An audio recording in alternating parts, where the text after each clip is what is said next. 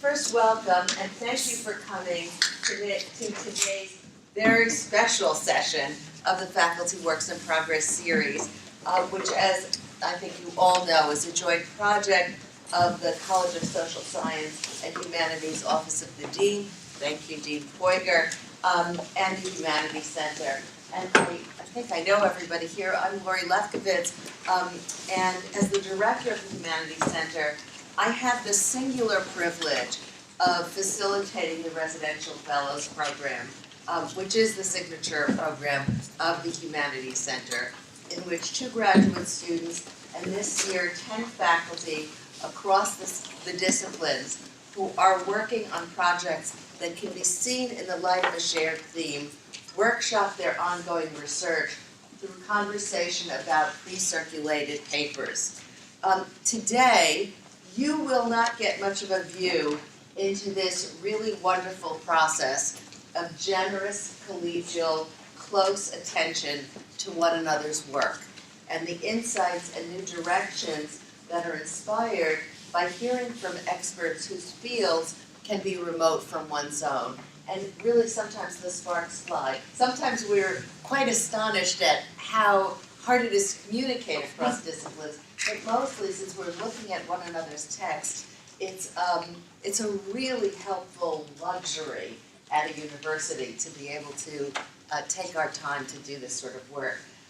Instead, in rapid fire, as I said, short presentations, you will get a glimpse of the diversity of questions that the fellows are pursuing and see something about how the collection of projects contributes to our understanding of the larger theoretical questions associated with narrative, which is this year's theme, and a theme really very close to my own heart. The theme's description began, "We are the stories we tell."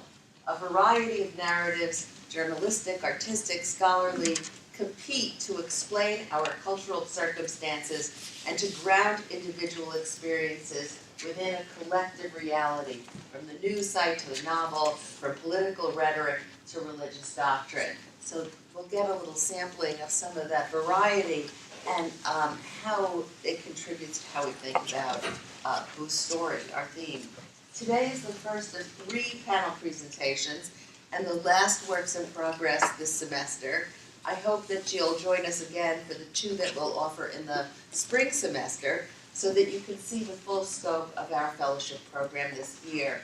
The Works in Progress series resumes in the spring on Monday, January 22nd at noon over lunch in this place for the second of the fellows' presentations.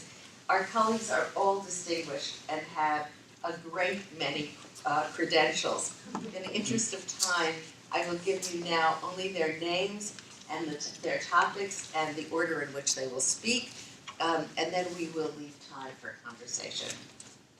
The first of our presenters is Iris Berent, who is a professor in the Department of Psychology, and her project is Our Language, Ourselves.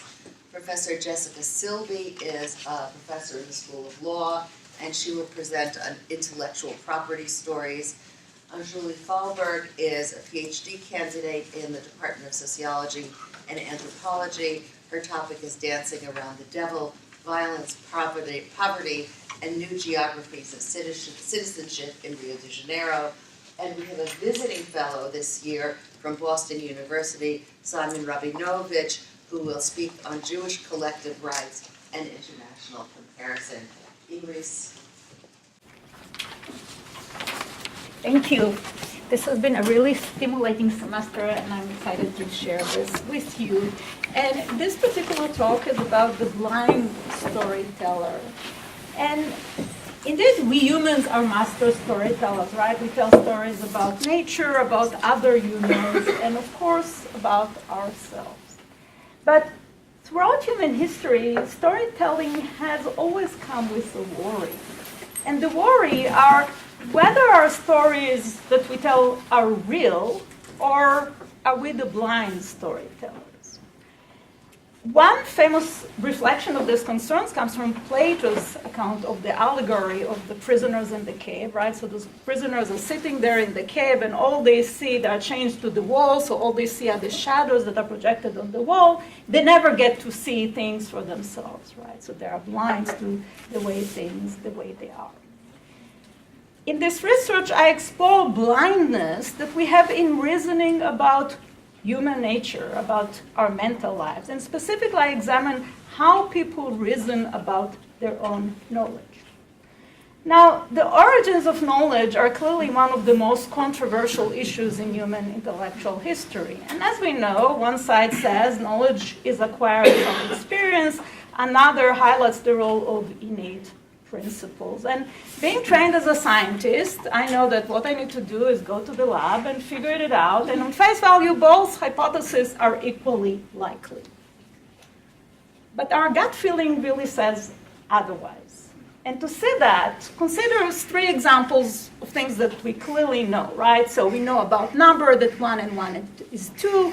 We know that helping others is good, and we know that in language, syllables like blog sound okay, syllables like blog sound awful. Now, if I were to ask you, how do you know those things, right?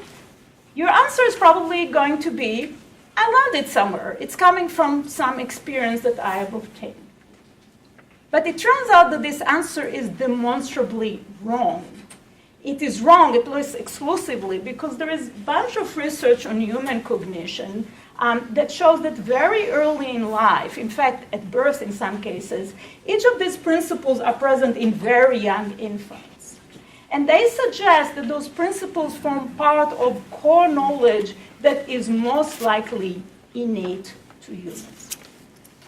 So the question arises, if we have all these innate principles, at least some innate principles, why do people insist that knowledge only comes from experience? In other words, why are we blind to the possibility that knowledge, cognition, is innate? Why are we blind to cognitive nativism? Now, there are many possible answers to this question, right? Not everybody is aware of infant cognition. We all know that we learn math in school. We may not like nativism because of the social implications of nativism. So there are many good reasons to doubt nativism. But I think the problem here runs much deeper and it's much more sinister. And my proposal to you is that innate principles of core knowledge, the core knowledge that we have, so conspires to reason the possibility of innate knowledge impossible. So in other words, our blindness to innate knowledge is not an accident. We are innately anti-nativist. So why that's the case, and how could core knowledge lead to anti-nativism? Very briefly, a brief introduction to infant cognition. We know that there are 2 principles of core cognition that I would like to share with you, and each of them is supported by very broad research programs. The first shows that people are dualists. So when people, including very young infants, come to reason about the world, they look at minds and bodies as different ontologies that follow different principles. So even very young infants know that bodies are material and they follow some principles of physics, whereas when they reason about minds, they view minds as immaterial and they follow principles such as goal, beliefs, and mental states. Furthermore, there is another set of principles that people apply when they reason about the natural world. So people and even young children know that things innately possess an immutable essence that is material. So for example, when they reason what makes a raccoon rather than a skunk, they know that there is something that the raccoon is born with. It's physical in nature, and it is what makes the raccoon as such. They don't know necessarily what is DNA, but they know that some relevant material entity is at stake. Now, if you put these 2 principles together, you get a perfect storm. Here is how it goes. So if per dualism, cognitive traits are immaterial, and if per essentialism, innate traits must be material, then by simple syllogism, it follows that cognitive traits cannot be innate. And what I did in the past 6 months, supported by this fellowship, is go to the lab and see whether this is indeed how people reason. And I can only give you a sense of how this can be done, so bear with me for a very short excursion. So how do you know if people think that cognitive traits are immaterial? Well, one way to do that is ask people to reason about brain transplantation. So if you were to take a brain of a human or an animal or an alien and implant it in some avatar that is physically identical to the donor, you can ask people which features will transplant, which in turn will tell you which features in people's minds are material. And the answer that people give you shows that cognitive principles such as forming sentences or moral reason are significantly less likely to transplant than walking and grabbing with your hands, which suggests that these principles are less material.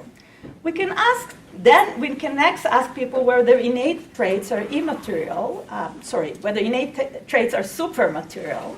And then we can present people with stories, in this case about an alien, and people are told about some cognitive properties of the alien, and in one group of participants, they are told that this property is innate. Another group of participants get the same property, but they are told that it is acquired. And the question is, how likely people then are to think that this property transplants? And the answer is, if you tell people that the property is innate, they are significantly more likely to think it transplants than if the property is acquired. Finally, and most critically, do people think that cognitive traits are not innate? Well, to examine that, again, a bunch of stories in which we ask people to reason about a desert island situation. So if you take infants, for instance, separate them from people, they never seen how people look like, what they do, what kind of features will emerge spontaneously in the species? Answer for people, for animals, for alien is that cognitive traits, in this case forming sentences and moral reasoning, are reliably less likely to emerge than motor traits. So what this shows is, I think the significance of that is that it suggests for the first time that people are systematically biased in reasoning about the origins of their knowledge. These biases are linked to very primitive principles of core knowledge. Now, from this data from adults, we can't say whether these principles are innate or not, but from what we know about core knowledge generally, the possibility exists at least that our resistance to cognitive nativism is possibly innate. Thank you.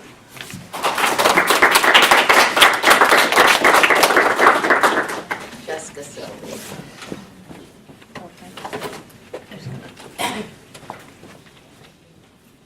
So Iris started us off this semester with that project, and all of us minds were sort of blown by it. Not quite sure what to think or how to think after that. So I returned to the Constitution, which is my guidepost. So the U.S. Constitution grants to Congress the power to promote progress of science and the useful arts by securing for limited times to authors and the inventors the exclusive right to their respective writings and discoveries. And historically, this has meant that Congress created laws granting copyrights and patents to allow authors and inventors the ability to recuperate their investment in their work. The theory behind intellectual property has been largely economic. You grant these exclusive rights to authors and inventors so that they only can sell or transfer their work so that they can recuperate through those sale and transfers their labor. Built into the regulation of the copyright and patent system is this ability to transfer, what we like to say in law, to alienate your right so that you can also trade it to a publisher, for example, or a manufacturer who becomes part of your joint venture to then grow the pie and the distributional ability, all to the mutual benefit. So this economic story is central to intellectual property, that this is the way progress was imagined. The ability to promote progress has been defined over the past 200 years. The definition of progress is production, it's through ownership, and the sale of more stuff. And that idea of progress has largely gone unchallenged. even as private property ownership and the accumulation and aggregation is obviously quite stratified in today's society. So this IP story, which is a neoliberal economic story of cost-benefit analysis and investment-backed expectations, is very, very dominant as an IP lawyer and in policy. This story is changing with the digital age. That is one of the arguments that I'm making. And there are new stories, and this is the book project that I'm working on, is excavating these stories around intellectual property that are emerging as our economic system and our social system is changing so much as we are all connected through the internet. And so one of the things I would just want to tell you is what are the signs of these changes? Why do I think it's changing? I want to tell you what the subject matter of some of these new stories are, and then give you one example. So for the longest time, intellectual property wasn't actually taught in law schools. It was one of these little practitioner things, technical things like admiralty law or things that you sort of learned on the job. By mid-1980s, sometimes it was taught. By the 1990s, there were full-time professors teaching it, and now you're not a law school unless you have an IP center. So IP is becoming more and more dominant in the intellectual property, in the teaching of law. IP controls copying. Okay, that's what it does. Copyright is an anti-copying measure. Patenting prevents the copying of making, using, and selling of your invention.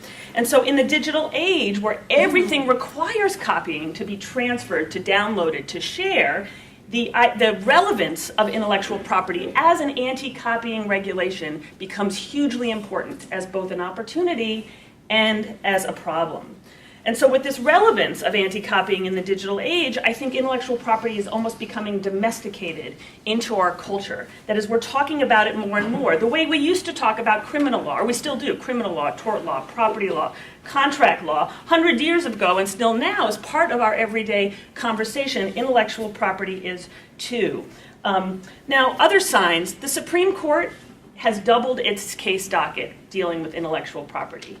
And in the past 20 years. And insofar as the Supreme Court is one of the bodies in our public space that talks about national values and shaping the Constitution, that is how we constitute ourselves, the fact that they're talking more about intellectual property is another sign.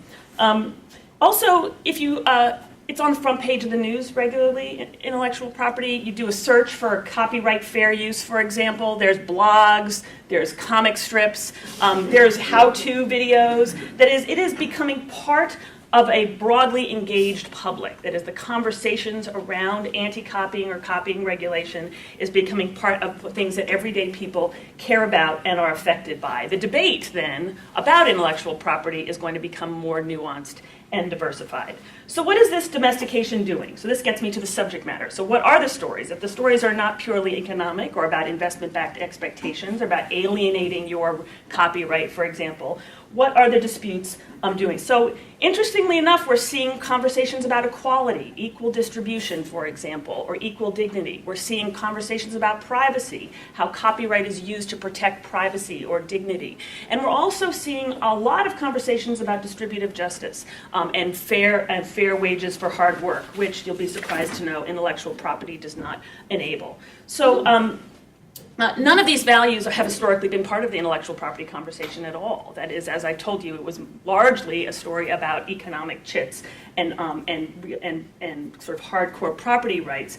And that these values, though, are very common to other areas of law, very common to criminal law and tort law and contract law, for example. And so the fact that they are becoming no strangers to intellectual property doesn't surprise me as someone who studies and thinks about the development of law. But it is sort of surprising to people who have been working in the intellectual property field for a long time. So let me end with an example of how these values, or some of these values, are instantiated within these news stories. This is Naruto. Naruto lived in Indonesia, and he is a crested macaque. And in 2008, David Slater, a freelance photographer, went and took pictures, or was trying to take pictures of these animals to promote their endangered species status and to make money. He was licensing his photos. He was having a very hard time getting the animals to come close, to take close-up pictures. And so he set up, over the course of several days, the ability for the monkeys to take their own pictures, to play with the cameras. And the results were phenomenal. They had a lot of what we've called the monkey selfie now in popular culture. The picture, though, that I just showed you, this was the one he sent to his agent. It was the one that he sold. It was the one that he licensed. And he ended up making a lot of money. He recuperated his investment largely in this endeavor. But the minute it went online, went on Wikimedia, he stopped losing money from it. It went viral, and it was shared, and no one would license it from him. He stopped making any money, right? He stopped making any money. It was still his copyrighted work. It was still his to trade, but no one would buy it from him anymore, and it would share freely. Before he was thinking about whether or not to sue, how does he sue to take it down, to recover, to keep his control over it? PETA sued him, the ethical treatment of animals. They sued him. Why did they sue him? Because David Slater's not the author, the monkey is. And they wanted to sue because they thought the dignity invested in copyright made the monkey the author, not him, and promoting that interest was going to promote the interest of the endangered animal, as well as all the other animals that they were interested in, whose dignity and autonomy they were interested in controlling. This lawsuit, I want to say, the PETA lawsuit went all the way up to the Ninth Circuit Court of Appeals, the second highest court in our nation, and was argued in good faith in August of this year. The case has recently settled. David Slater is going to lose money on this lawsuit. 25% of his royalties are going to go to PETA after this.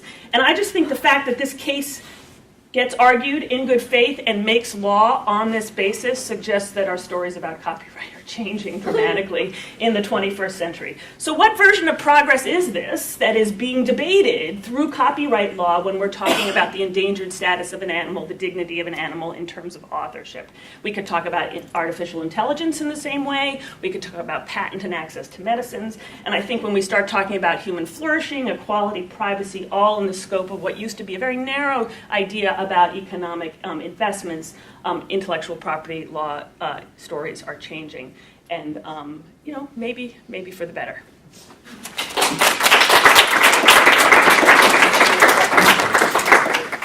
All right, good afternoon, everybody. My name is Anjuli Fahlberg. I'm a PhD candidate in sociology, and today what I want to talk about is the subject of today's. Of the Humanities Center this year, which is narrative.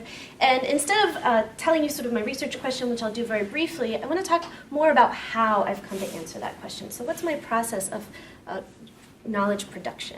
So very briefly, the larger question that's animated my research is what are the possibilities for nonviolent collective action in areas of armed conflict? And I've been especially interested in sites of urban poverty that have been governed by drug traffickers and other gangs. And my research has been situated in the City of God, which is in Rio de Janeiro, Brazil, where I was raised nearby, and I speak Portuguese, and returned to the city to do some research. And the City of God is known as a favela, which is a term that's applied in part to the City of God, which is a neighborhood of about 60,000 people, for three reasons. One is that the City of God, although many housing structures are formal, also has a lot of shacks and a lot of informally constructed housing, in large part because residents who lived in many formal areas couldn't fit there anymore and started to build their own houses. It's also known as a favela because it has very high rates of illiteracy, very high rates of poverty, unemployment relative to other neighborhoods nearby. And then lately, because it's been under the dominance of the drug trade. Now, this is a picture from the movie The City of God. Many of you have probably seen it. The drug trade set up drug processing operations plants in the 1970s and have basically been governing this neighborhood ever since.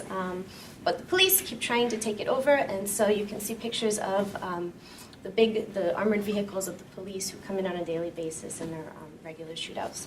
And so in this context, I wanted to understand how do residents mobilize to make demands for their political, civil, and social rights. But along the way, I actually came across a really important issue, which is about who am I to tell their stories and how do I do this? And so that's what I want to talk about today, is how do we tell stories about the urban poor?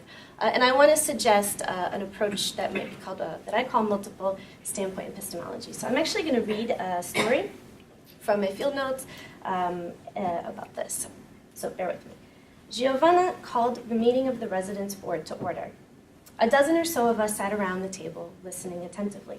Giovanna had many issues to attend to, all of which seemed to revolve around a central theme: how the city of God was continuing to be subjected to the interests of outsiders, while its own needs were ignored. The latest slap in the face had been the award given by the United Nations to Rio de Janeiro's municipal government for all of the social and economic advances they had supposedly made in the city of God and Rio's other favelas. "They are getting credit for our work," Giovanna exclaimed furiously, and the other members nodded in agreement. Giovanna went on to passionately recount the group's decades-long campaigns to improve their neighborhood by fighting with reticent government officials and impermeable bureaucracies, who continued to withhold critical resources from their community. After about 30 minutes, Giovanna turned to another grievance with near equal fervor: the role of researchers in the international community in the city of God. The corner of her eye darted not so subtly in my direction. My fly-on-the-wall strategy of observing inconspicuously and hoping that they forgot that I was there had clearly failed.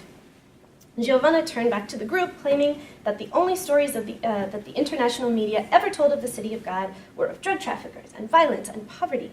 Especially since the movie, The City of God, put them in the global spotlight, Giovanna contended. Researchers were constantly streaming in to study them, asking them tons of questions, and then leaving to tell their stories without consulting residents or giving back to the neighborhood. Eventually, Giovanna took a seat, and I sighed with relief as the other members chimed in with other topics. Over the course of my fieldwork, though, many of City of God's local activists reminded me about the power that I had to tell their stories and to benefit professionally from these. In the last 50 years, they had watched hundreds of graduate students, researchers, and government officials come in to survey, assess, map, chart, document, observe, and interview them. Although we tend to think of neighborhoods like the City of God as no-go zones, favelas and many other spaces of urban poverty and violence have been the subjects of sociological and anthropological research for decades. While there's plenty of survey research about the urban poor, ethnographers contend that becoming embedded in poor urban neighborhoods, participating, observing, and talking to people provides valuable insights that quantitative data is unable to capture. But as many ethnographers have noted, telling the stories of the urban poor without sensationalizing, demonizing, exoticizing, romanticizing them is not easily done. In recent years, ethnographers of urban poverty have especially come under fire for the ways we choose to tell stories, for which facts we change in order to preserve our subjects' anonymity, and for profiting from their struggles. At times, ethnographers are accused of going native, becoming too intimate with participants, and losing our ability to apply an unbiased analytical lens to our research. While there are no perfect solutions to these challenges, I've taken these critiques of both my participants and scholars very seriously. For one, I've tried to make myself useful in my field site by volunteering at several organizations, writing grants, translating newsletters, running activities for children, cleaning floors, packing lunches. I've included residents in my research formally as research assistants and collected data that activists could use to demand greater state investments in the neighborhood. I've also embraced a feminist perspective on the production of knowledge, which suggests that all knowledge is socially situated. Questions scholars deem relevant or interesting, the way we design surveys and analyze data, these are all informed by our limited perspectives of the world, which are constituted, at least in part, by our race, gender, our class, all of which necessarily position us to have certain experiences and exposure to certain views. For some feminists, it is in fact the people most distant from the center of power who are better positioned to reflect critically on it. The standpoint of marginalized populations gives them an epistemic privilege, an ability to see how power operates by virtue of their exclusion from it, or so the theory goes. But the suggestion that a poor black woman, for instance, has more epistemic privilege than, say, a wealthy white man, to me has seemed a little bit limiting. And as I see it, we each bring a unique view of the world. And if we want to have a truly rich analysis, we would incorporate both of these perspectives. An even deeper analysis would put into dialogue the perspectives of people of all combinations of races and classes, genders, nationalities, other social positions. And we can try to resist a kind of relativist approach to making knowledge by critically examining these perspectives collectively, which we might call a multiple standpoint epistemology, wherein the breadth of understanding of our increases by incorporating the analytical perspectives of people from various social positions. And I've tried to apply this theory in my research. In my first year, I asked my participants what they would study if they were researching their community and what they wanted outsiders to know, and I've incorporated these ideas into my project.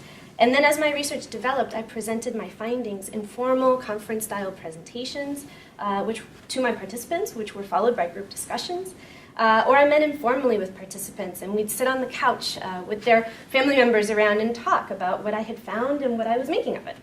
And some of my most instructive field notes were written after observing my participants disagree about my own analysis. And this allowed me to observe how my own participants and my race, gender, class subjectivities inform their perspectives, a fact that I often pointed out to them whenever possible. And then we would talk about that. While ultimately I'm the one who gets to sit down and write their stories, my analysis has been informed as much by their assessments as by my own. Now, there are, of course, a few challenges to this approach. For one, the unequal power dynamics between myself and my participants, as well as between my participants, has probably impacted their responses in some way. And, of course, due to time and space constraints, it's not always been possible to capture or share every unique perspective or experience. But despite these challenges, I believe this collaborative model of research has helped me to incorporate and honor the variety of experiences and perspectives among groups that are often marginalized both politically and epistemologically.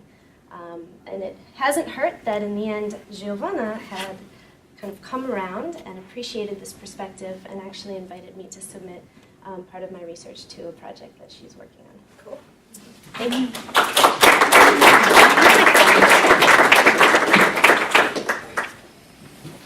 So, I'm not using PowerPoint. I'm going analog here, but there are nonetheless, besides the PowerPoint, similarities between my work and my colleagues. In my work, I use small personal stories to tell a much bigger story about the Jewish experience in the modern world and the process of state modernization in general. And the big story, for me, at least for today's purposes, starts with the French Revolution.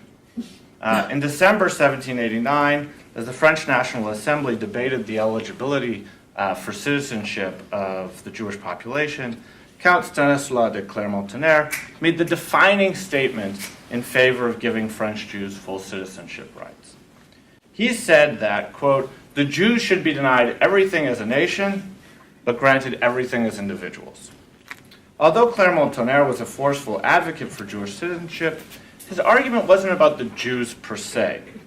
It was about religion and state. And like many revolutionaries, Clermont-Tonnerre was a forceful advocate for Jewish citizenship on the principle of individual equality on the one hand, and against leaving all citizens of the new state under the thumb of the Catholic Church on the other.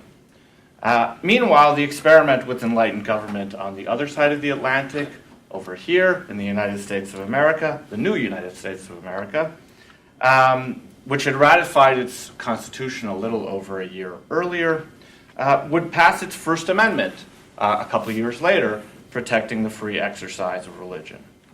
So Clermont-Tonnerre's formula, full equality as individuals, no rights for the group, became the paradigm for how historians eventually would come to understand both Jewish emancipation specifically and state modernization generally. European states moved from feudal to modern societies by shifting from legal regimes where rights, privileges, disabilities were regulated according to groups to ones in which states regulated, taxed, conscripted individuals equally before the law. So states changed, right? They changed from being corporate states and corporate societies centered around group privilege and disability, around such groups as the nobility, peasants, guilds, especially guilds, clergy, etc., to adopting these principles of legal equality. And Jewish emancipation, as it came to be called, was part of that process, and one in which Jews were expected to give up their privileges as a nation or disabilities as a nation, and to join the body politic, and to become Englishmen, Frenchmen, Americans, and so on, Germans, rather than members of the Jewish nation. And in fact, when we look at what's widely referred to as this process of Jewish emancipation, we see, or we understand this going along two divergent tracks towards integration into the body politic of liberal democratic states on the one hand, and versions of aspirations for Jewish collective sovereignty on the other. And this crystallizes after World War II, where you have that first track of integration being Jews only with rights as individuals in liberal democratic states, sort of exemplified best by the American experience, and the other track being Jewish collective sovereignty in a nation state, in Israel, being the expression of hopes for Jewish collective sovereignty. Now, my book that I'm working on Jewish collective rights, isn't saying this is completely wrong, but it's perhaps incomplete, and in particular on two things. First, this process of Jews giving up their collective rights, their rights as a nation, as Clermont de Tonnerre said, for their individual rights, hasn't been complete, or not completely complete. And second, the differences between Israel and the rest of the world are not as significant as we would imagine they are. And what I'm arguing in this book is that Jews everywhere they've lived, both in Israel and in the rest of the world, have adapted to the legal systems in which they lived to make arguments for Jewish collective rights, and that Jewish collective rights continue to be recognized in every legal system where Jews live, and the conflicts that this creates, often between individuals in the community, are sorted out in state courts. So this is a legal history, and I'm looking at court cases in Europe, in North America, in North and South Africa, and in Israel to highlight this tension. And we can see this tension in disputes over how to define the Jews, specific courts for Jews, the application of Jewish law and secular law when it comes to family and marriage and divorce especially, the right to subsidize religious education, the presence of Jewish symbols in public space, and so on. And when you compare these cases in Israel and the diaspora, the significances aren't as much as you would think they are. And Jews as groups and as subgroups within Israel haven't necessarily had more rights, or more, I should say, more success in securing their collective rights in Israel than elsewhere. And this is where stories become central, because these court cases involve real people. And the more I delve into legal history, which isn't exactly, it's sort of a semi-new field for me, the more I realize the great consequence to our societies in the squabbles between the individual and community, which I think Jessica has an appreciation for as well. So I'm just going to use one example from a very recent past, a case in the 2000s, to explain what I mean. And this is the story of a boy going by the name, or I should say the initial M, who was denied admission to the Jews' free school in London because his mother, despite having converted to Judaism before his birth, did so through a rabbinic court considered insufficiently orthodox by the United Kingdom's Office of the Chief Rabbi. And Jewishness, in terms of eligibility for admission to the school, is determined according specifically to this criteria established by an official Jewish community and its recognized bureaucracy. So why does this matter? Because the Jews' free school is public, and it's free, and it gets its budget from the government, just like the Anglican and the Catholic schools do. So, it should be no surprise, M's father took the school to court, and the Office of the Chief Rabbi to court, claiming that his child had been discriminated against according to the United Kingdom's Race Relations Act.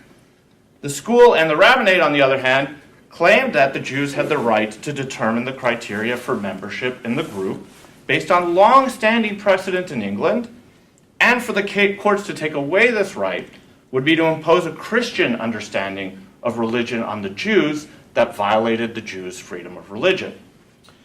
The case went all the way up to the Supreme Court of the United Kingdom, which essentially agreed with the school and the rabbinate that the court had no standing to challenge what it means to be a Jew or to define membership in the community, but that in this particular case, the school had violated or had discriminated, I should say, against the student on ethnic grounds.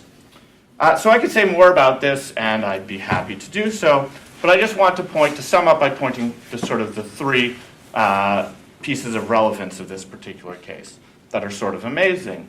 The first is that in a liberal democratic state in 2007, courts remained highly deferential to the Jewish community's right to use state taxes to run its own school system, religious bureaucracy with collective representation, and to determine membership in the group. And Jews claimed this right as Jews, as a group, not as individuals, explicitly arguing the case. The second is it's an example of how something we see over and over again, which is how Jews have adapted protections for individual freedom of religion to make claims for collective rights. And this is the dominant strategy in the United States. And finally, to sum up, it's individual stories and experiences as they play out in conflict with the community and in court that shape the rights and privileges of the collective wherever Jews live. Wow. So first I want to thank you for accomplishing so much, each of you, so clearly in such little time. It's really, you get a sense of how much fun we have and how intellectually exciting the fellowship program is. And I realized that I should have made a commercial earlier, and I'll take the opportunity to do it now, to say that next year's theme is Cultures of Ability, that the Associate Director of the Humanities Center, Sarah Schuler, who is sitting here, will be facilitating that group, and that application season is now. So we hope that you will encourage appropriate colleagues or you yourselves apply. What you see here, I mean, they're disparate projects, points of connection are possible. I invite you to pose questions about the individual projects, suggest ideas that make broader offerings. You know, it's open. And I'll just remind you that what we have is Iris, from the perspective of psychology, talked to us about how the brain and logic may limit in surprising ways the stories we can tell about ourselves. That Jessica Silbey from the law school talked about the ways in which technology is changing our own relationship to our work product in the legal system and how that is evolving almost to the point of absurdity. That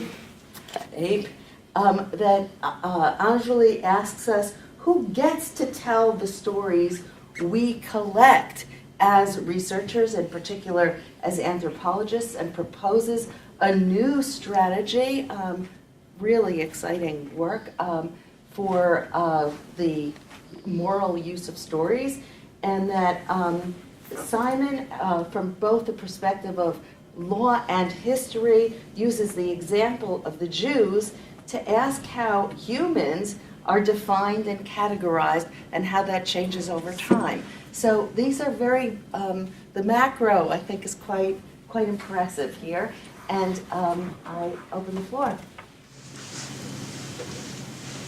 Sari.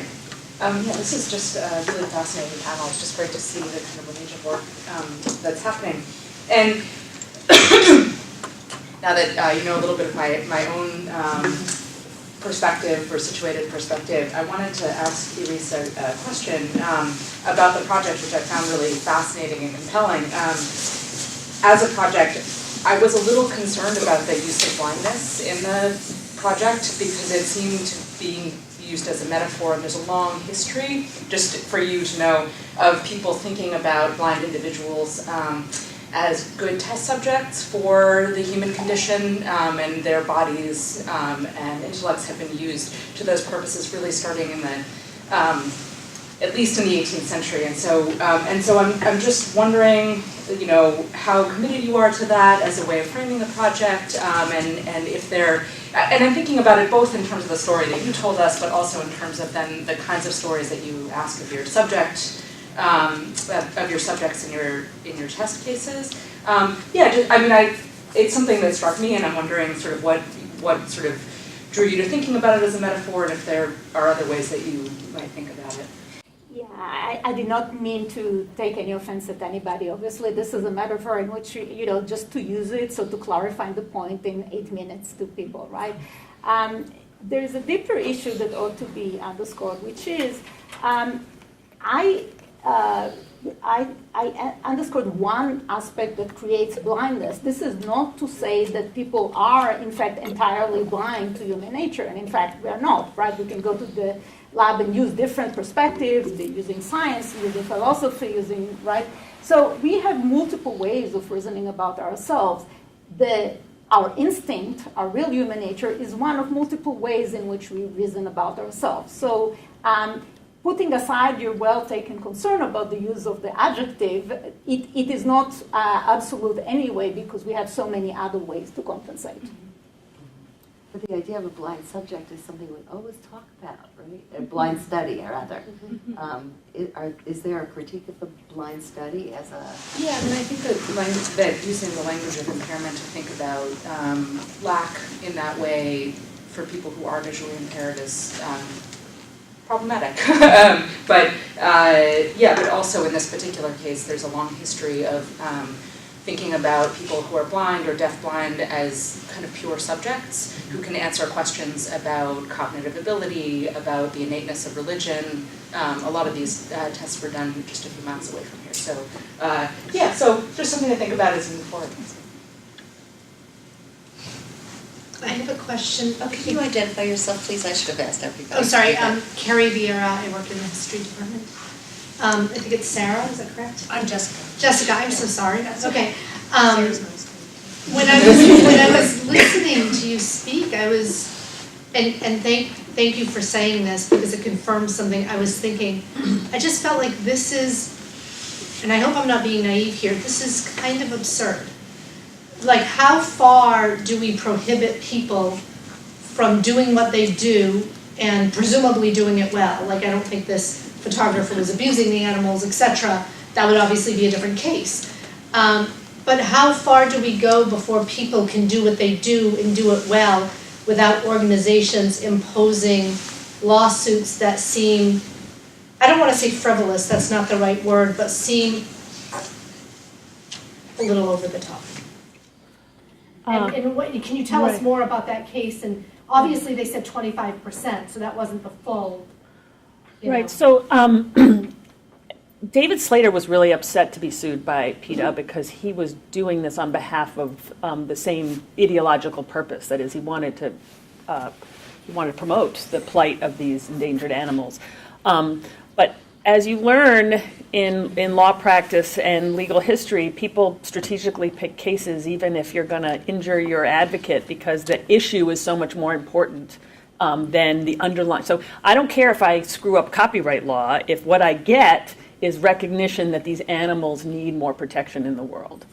So there was a lawsuit just last couple of years ago on behalf of all the whales in the ocean that an organization brought to try to prevent. There were some cables that were running across the ocean, and so somebody sued on behalf of the animals.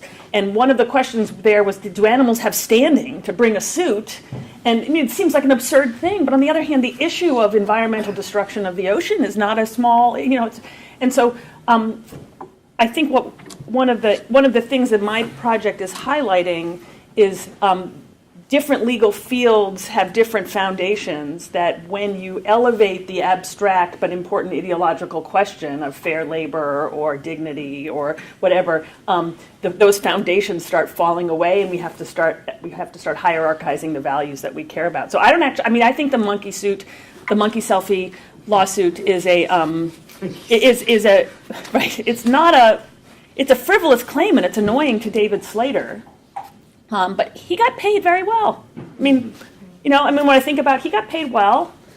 And the monkey, PETA, got 25% of his royalties. Like, part of me thinks, I'm not sure I think it's such a bad result. What does PETA, why does PETA get the money?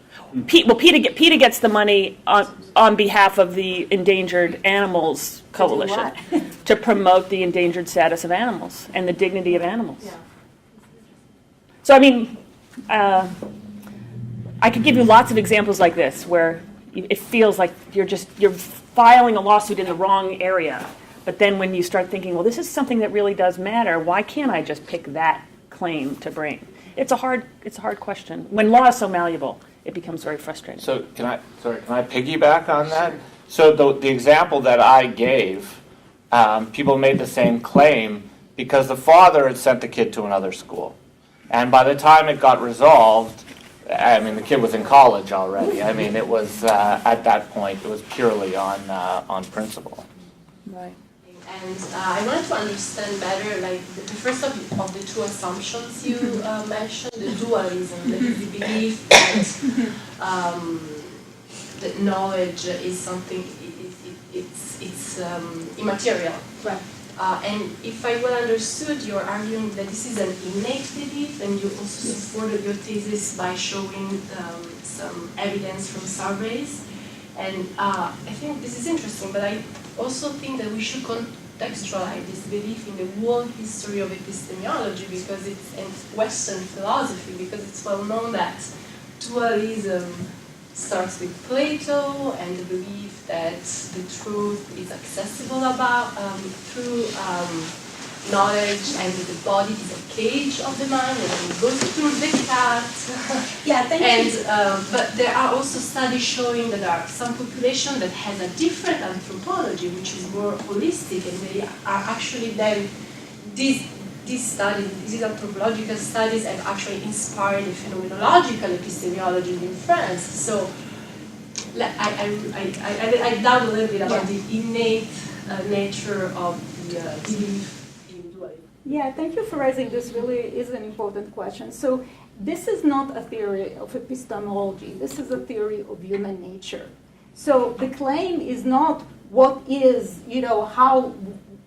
how things really are. Rather, it's a question about one particular set of beliefs that are apparently innate in humans that guide our understanding of the world. So it's not about whether, whether dualism per se is right or wrong, but rather it's saying that people, when we come to reason about the world, one part of our brain, so to speak, thinks in this way. We think about the world as dualism. Now, obviously, this is not the only way in which we can reason about reality, because if that were the case, we would never have other forms of thinking about the world, right? The claim is that this is one of many ways in which we construe reality, and there is pretty good evidence to believe that these things are innate, and the evidence does not come from me saying so, but from evidence that shows that, for example, the way young infants interpret the trajectory of a ball.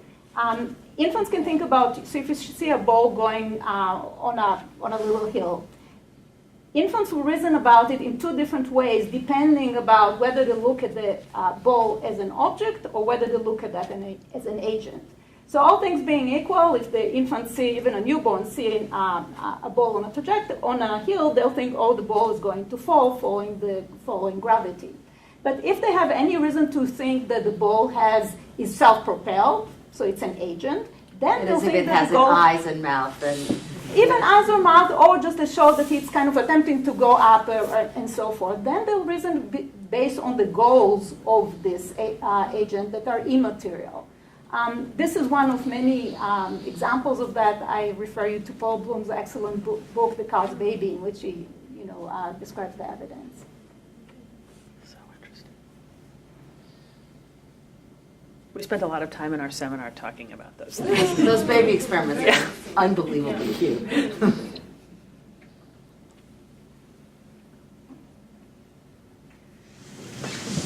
So I wonder whether you want to tell us a little bit more about the intellectual life of the seminar, because it seems that each of you, while you have overlapping questions, also come from different epistemological assumptions, and whether you see by being exposed, say, to, for example, to Iris's work, whether you see your own assumptions questioned in some way, or Iris, whether you see some of what you assume questioned by the encounters across the disciplines and across the project. So just curious whether how that works productively or perhaps not so productively, because sometimes one decides that one just needs to stay true to one's assumptions, even as one is exposed to other ways of thinking. So this is a disciplinary question. I think it would be great, and it would be a wonderful summary if everybody could respond to it. Should we start this way? Sure.